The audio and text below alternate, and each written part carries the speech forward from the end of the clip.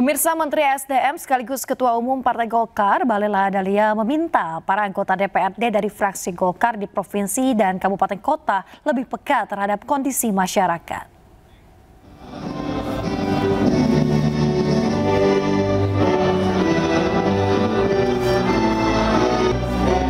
Bisa Bahlil mengingatkan para legislator untuk menjaga sikap, kata, dan penampilan saat menghadiri acara bimbingan teknis atau BIMTEK anggota fraksi Partai Golkar DPRD Provinsi dan Kabupaten Kota di kawasan Jakarta Barat. Ia juga meminta para wakil rakyat menemui rakyat yang hendak menyampaikan aspirasi. Selain itu, Bahlil juga meminta para legislator untuk mengawal setiap anggaran yang dialokasikan lewat kebijakan daerah yang berorientasi kepada rakyat.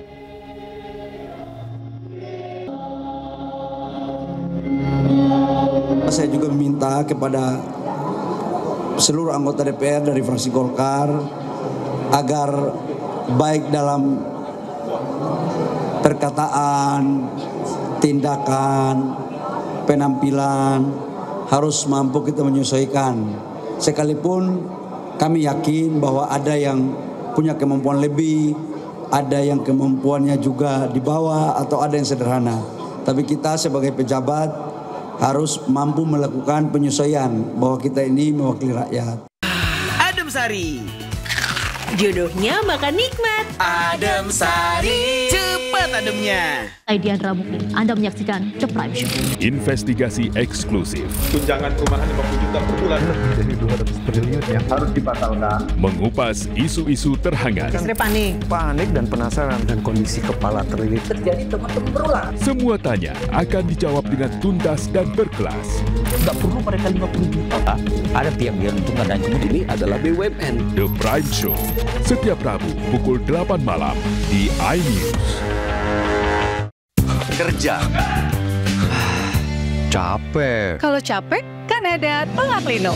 Tongak Lino, formula 100% herbal, membantu mengatasi capek dan pegalino.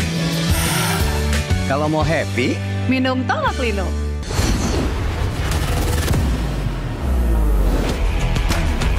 Beautifully done. So he has. Oh, super goal. towards the goal. Three times already in his young career. And he does place it. Oh, doesn't he do that? Come up with the big moments. Bundesliga live di iNews Premium Sport.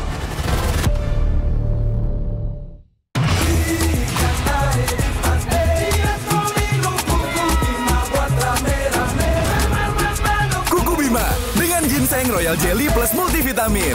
Ayo ke Labuan Bajo, Kuku Bima Rosso.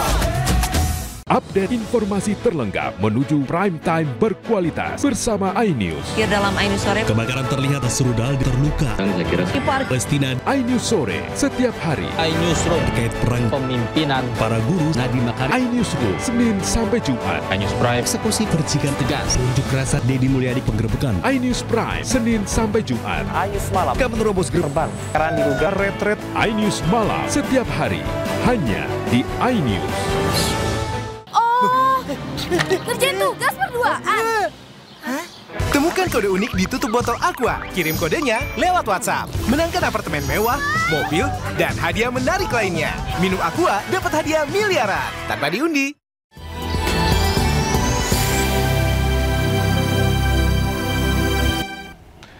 Ya, terima kasih masih bersama kami di iNews Today. Pemirsa, Komisi Pemilihan Umum merilis aturan baru. Ya, publik tidak bisa lagi mengakses dokumen Capres dan Cawapres, salah satunya ijazah dan juga surat tanda tamat belajar.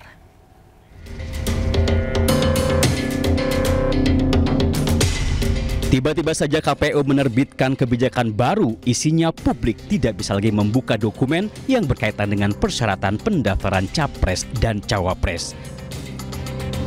Dalam keputusan nomor 731 tahun 2025 itu disebut ada 16 dokumen yang tidak bisa diakses publik.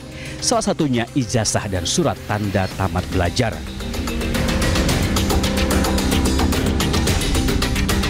Menurut KPU, keputusan itu dibuat untuk menyesuaikan dengan Undang-Undang Nomor 14 tentang Keterbukaan Informasi Publik. KPU juga menyebut publik masih bisa mengaksesnya jika sudah mendapatkan persetujuan dari yang bersangkutan. Dia bisa dibuka atas persetujuan yang bersangkutan atau karena putusan pengadilan sebagaimana diatur dalam Undang-Undang Keterbukaan Informasi pasal 18 ayat 2. Jadi pada intinya kami hanya menyesuaikan pada dokumen-dokumen tertentu yang ada dalam tanda kutip aturan untuk dijaga kerahasiaannya, misalnya berkaitan dengan rekam medis, kemudian dokumen sekolah atau ijazah dan seterusnya, itu ya yang bersangkutan yang harus diminta kemudian atau atas putusan pengadilan. KPU menolak anggapan jika aturan itu dibuat berkaitan dengan gugatan ijazah Jokowi dan Wapres Gibran Raka Buming Raka. Jadi bukan terkait karena Pak Jokowi digugat ijazahnya, masih tidak ada. Digugat ijazahnya gitu. Tidak ada, ini berlaku untuk umum semua pengaturan data siapapun, karena siapapun nanti juga bisa dimintakan datanya ke kami. Nah, kami kan mengatur dokumen data yang di kami. Gitu. Keputusan KPU yang mendadak itu memantik reaksi DPR. Menurut Wakil Ketua Komisi 2 DPR Dede Yusuf, dokumen yang dimiliki Capres dan Cawapres seharusnya bisa diakses publik. Berkaitan dengan polemik aturan KPU itu, DPR pun berencana memanggil KPU untuk meminta penjelasan. Tim Liputan iNews melaporkan. Pemirsa, Pengadilan Negeri Jakarta Pusat kembali tunda sidang gugatan perdata 125 triliun kepada Wakil Presiden Gibran Raka Buming Raka. Ya, penundaan terjadi karena penggugat mempertanyakan legal standing kuasa hukum para tergugat.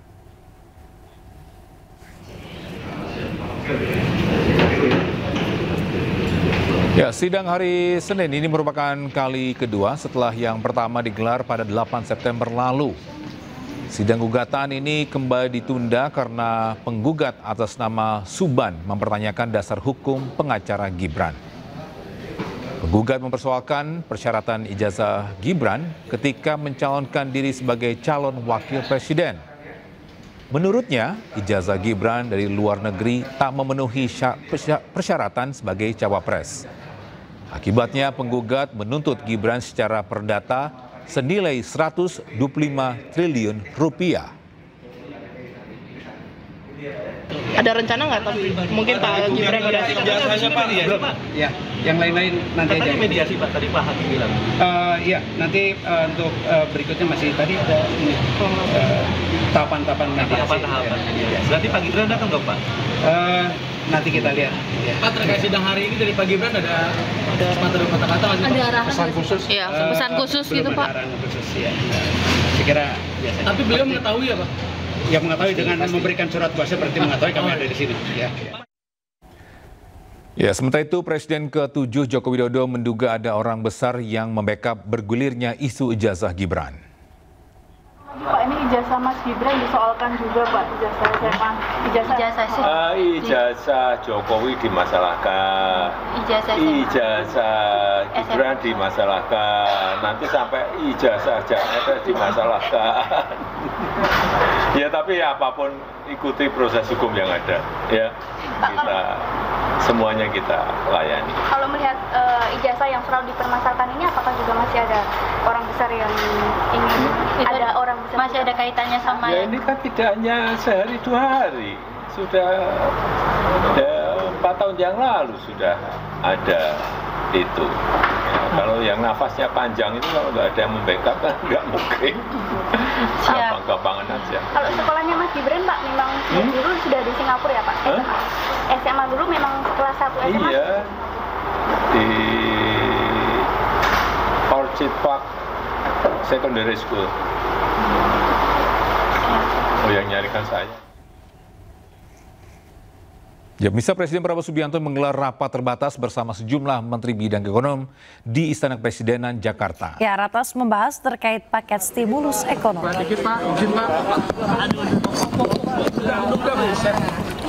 Pemirsa, pemerintah resmi mengumumkan paket stimulus ekonomi 2025 yang disebut dengan 8+4+5. Paket stimulus tersebut terdiri dari 8 program akselerasi di 2025, 4 program dilanjutkan di 2026, dan 5 program penyerapan tenaga kerja.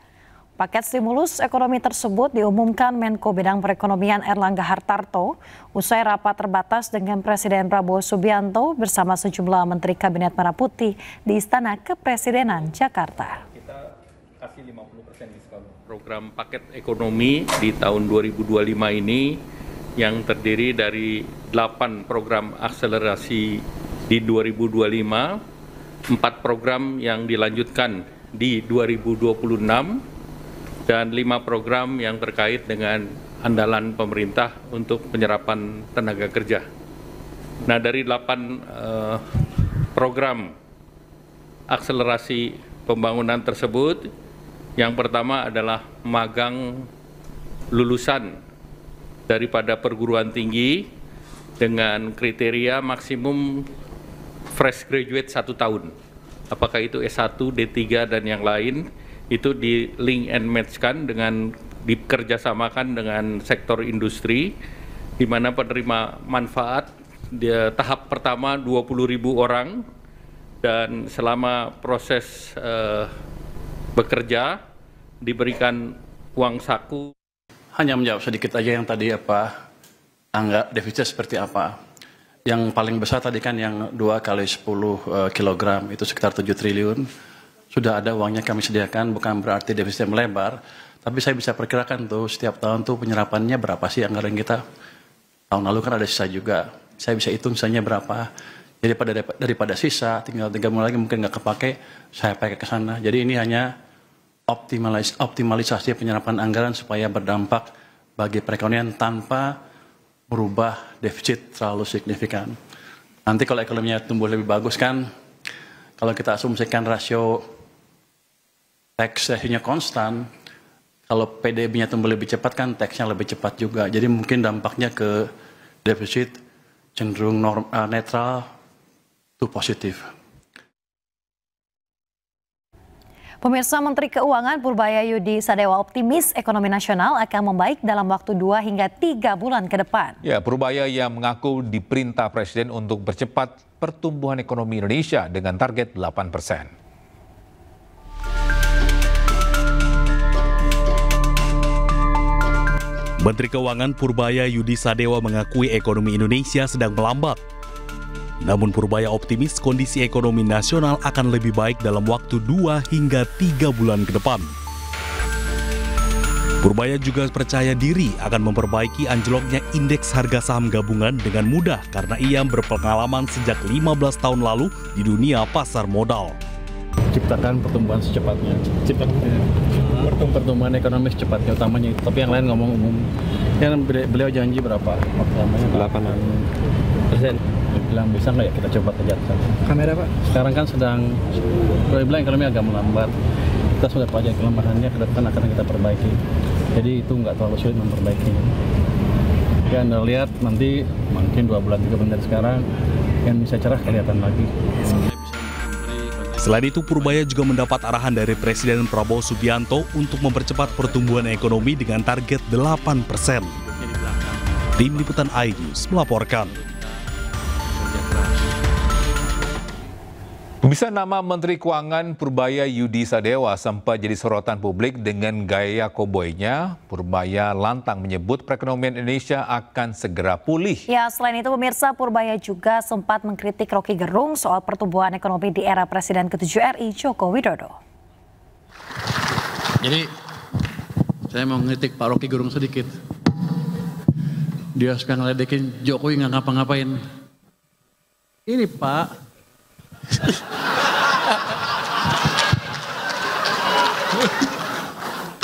Kalau di sana kan dia berkuasa, di sini saya berkuasa. Jadi ini dipaksa intervensi langsung oleh presiden sampai ke sana. Jadi Presiden Jokowi itu berjasa buat kita, walaupun di sampingnya ada saya sih.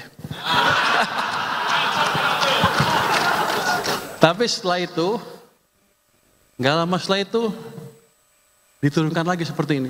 Seret. Ini yang Anda rasakan berapa tahun 2003-2004, pertengahan sampai akhir itu, ekonomi susah lagi. Keluarlah Indonesia suram dan lain-lain. Bukan dari politik, tapi dari ekonomi yang dibunuh penyebab utamanya. Jadi Pak Rocky mungkin sedikit belajar ekonomi lagi, Pak. Gue seneng bisa ngedek dia di sini. Soalnya Pak Rocky setiap itu saya lihat tuh. Saya belum pelajari itu, tapi basically begini.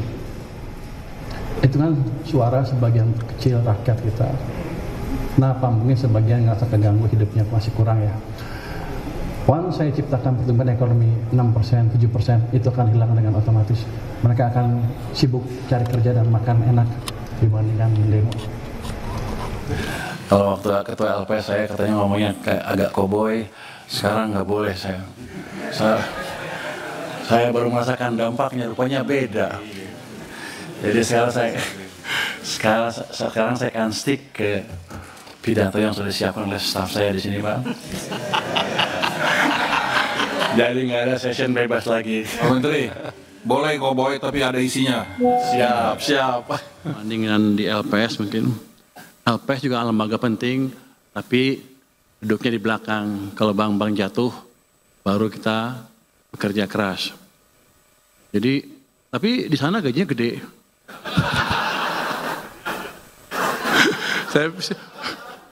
Saya menikmati betul kerja di LPS. 5 tahun, gaji gede, nggak ada bank gede yang bangkrut. Jadi nganggur tuh. Bulanan nggak boleh ngomong ngeteh Bu saya, Bu ya. Bulanan saya lihat tadi bulan. Jadi waktu dilantik di Kementerian Keuangan, saya tanya ke Sekjen, gaji di sini berapa? Sekian. Waduh, turun. Jadi gengsinya lebih tinggi, tapi sepertinya gajinya lebih kecil. Janji saya cuma pengumuman. Pas memberitahu ke teman-teman, dan kemarin saya janji akan mengembangkan dana 200 triliun perbankan. Ini sudah diputuskan dan siangnya sudah salurkan ya. Insyaallah